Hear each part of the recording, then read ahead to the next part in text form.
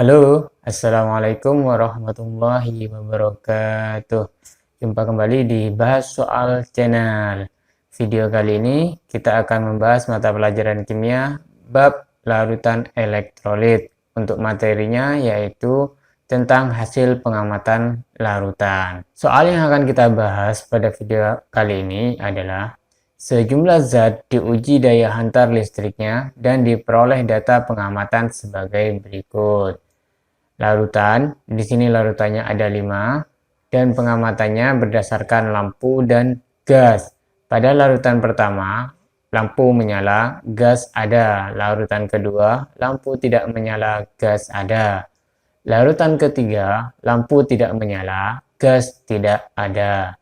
Larutan keempat, lampu tidak menyala, gas tidak ada. Larutan kelima, lampu menyala redup, gas ada.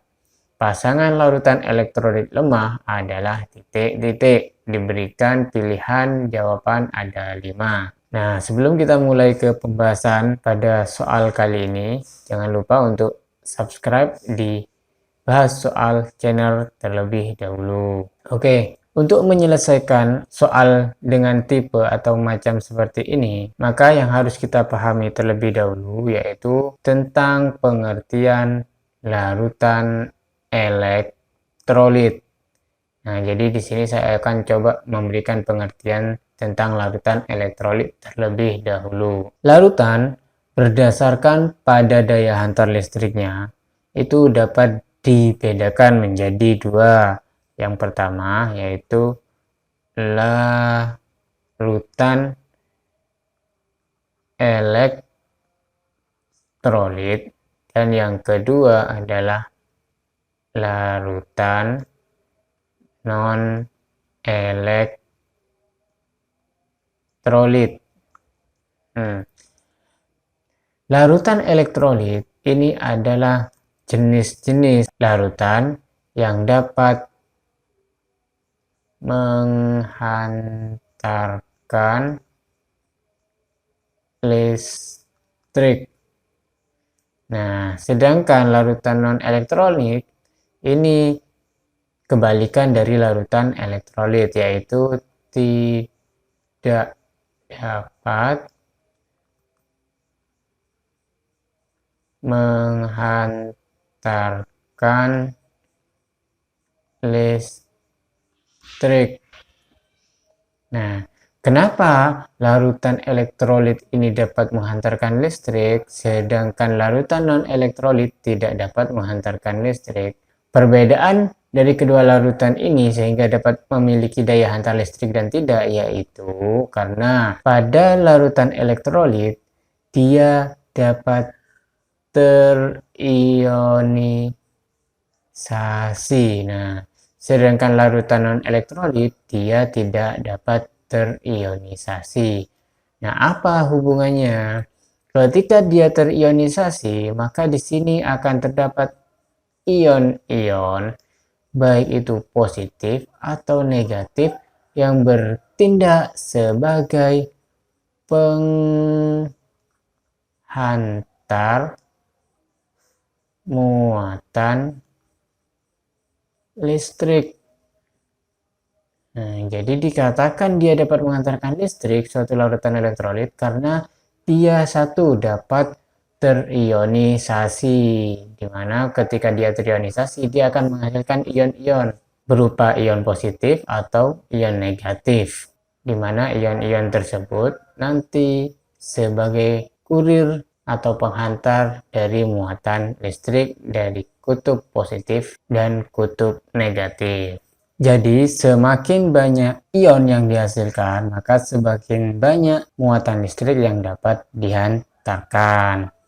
Nah, sekarang berdasarkan daya hantar listriknya, larutan elektrolit itu sendiri masih dibagi menjadi 2, yaitu larutan elektrolit kuat, yang kedua larutan elektrolit lemah.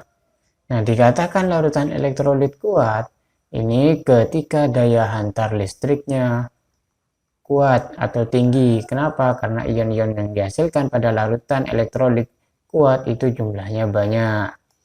Sedangkan pada larutan elektrolit lemah, dia daya hantar listriknya rendah atau kecil. Kenapa? Karena ion-ion yang dihasilkan pada larutan elektrolit jenis ini itu jumlahnya kecil sehingga muatan listrik yang diantarkan juga sedikit. Nah, membedakan larutan elektrolit kuat dan elektrolit lemah ini bisa kita lihat secara visual dalam proses pengamatan di laboratorium, yaitu dengan pengujian daya hantar listrik. Nah, di sini saya akan coba berikan gambarnya. Nah, misalkan di sini ada 3 gelas kimia, adalah A, B, dan C. Nah, kita perhatikan pada gelas A dan B.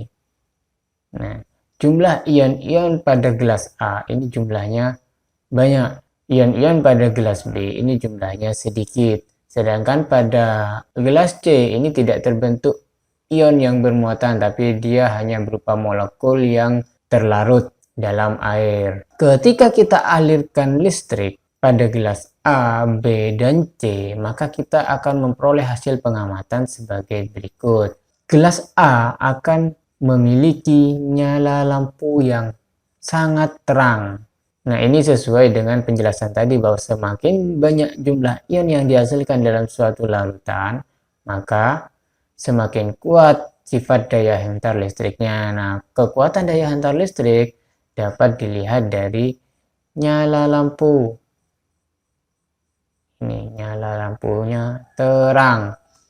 Sedangkan untuk yang ionnya sedikit, nyala lampunya redup atau bahkan dia tidak bisa menghasilkan nyala lampu. Sedangkan ketika dia tidak mempunyai ion dalam larutan tersebut, maka dia tidak akan menghasilkan nyala lampu atau mati. Larutan yang menghasilkan ion dalam jumlah banyak tadi kita golongkan sebagai larutan elektrolit kuat. Sedangkan yang ion-ionnya sedikit tadi kita sudah golongkan dalam larutan elektrolit lemah. Nah, yang tidak dapat menghantarkan listrik ini kita golongkan sebagai larutan non-elektrolit. Pengamatan kedua yang dapat kita lihat pada praktikum larutan elektrolit yaitu pengamatan berupa timbulnya gas. Gas timbul akibat adanya reaksi oksidasi dan reduksi yang terjadi pada kedua kutub dalam larutan elektrolit, di mana kedua kutub tersebut akan menghasilkan gas-gas yang dapat dilihat dalam bentuk munculnya gelembung-gelembung gas dalam larutan. Semakin banyak ion yang dihasilkan berarti dalam larutan tersebut akan banyak proses pelepasan dan pengikatan ion. Artinya semakin banyak pula gas-gas yang dihasilkan. Pengamatannya dapat diamati dengan munculnya gelembung gas dalam jumlah banyak. Sedangkan ketika ion-ion yang dihasilkan sedikit, maka reaksi oksidasi dan reduksi yang terjadi dalam larutan tersebut yang terjadi juga sedikit. Akibatnya adalah larutan elektrolit kuat akan menghasilkan jumlah gas yang banyak, sedangkan larutan elektrolit lemah jumlah gasnya sedikit. Nah, berdasarkan penjelasan tadi dapat disimpulkan bahwa ketika dia tergolong sebagai larutan elektrolit kuat, maka jumlah gas yang dihasilkan akan banyak. Sedangkan ketika dia tergolong larutan elektrolit lemah, maka jumlah gas yang dihasilkan sedikit. Nah, begitu tentang pengertian larutan elektrolit, baik itu kuat, lemah, dan larutan non-elektrolit. Sekarang kita kembali pada soal. Berdasarkan data pengamatan dari kelima larutan pada soal diketahui larutan 1 lampu menyala dan gas ada, maka bisa disimpulkan bahwa ini merupakan larutan elektrolit kuat. Larutan 2 Diketahui bahwa lampu tidak menyala tapi masih muncul gas, sehingga larutan 2 ini dapat kita simpulkan bahwa dia masih tergolong sebagai larutan elektrolit tapi yang sifatnya lemah. Larutan yang ketiga, dia tidak menghasilkan nyala lampu dan juga tidak menghasilkan gas, maka ini bisa kita simpulkan sebagai larutan non-elektrolit. Larutan nomor 4 tidak menghasilkan nyala lampu dan tidak menghasilkan gas, maka ini juga adalah non-elektrolit. Larutan 5, nyala lampunya redup dan gas ada. Nah, karena nyala lampunya redup, maka ini adalah ciri-ciri dari larutan elektrolit lemah. Sehingga pasangan larutan elektrolit lemah adalah, berarti di sini yang lemah tadi ini dan ini, berarti nomor 2 dan nomor 5. Sehingga pasangan larutan elektrolit lemah adalah nomor 2 dan nomor 5. Jawabannya adalah D. Nah, demikian cara identifikasi larutan elektrolit kuat, lemah, dan non-elektrolit berdasarkan hasil pengamatan nyala lampu dan gelembung gas. Oke, jika dirasa video tadi bermanfaat, jangan lupa untuk like, share, dan subscribe. Sampai ketemu di pembahasan berikutnya di Bahas Soal Channel.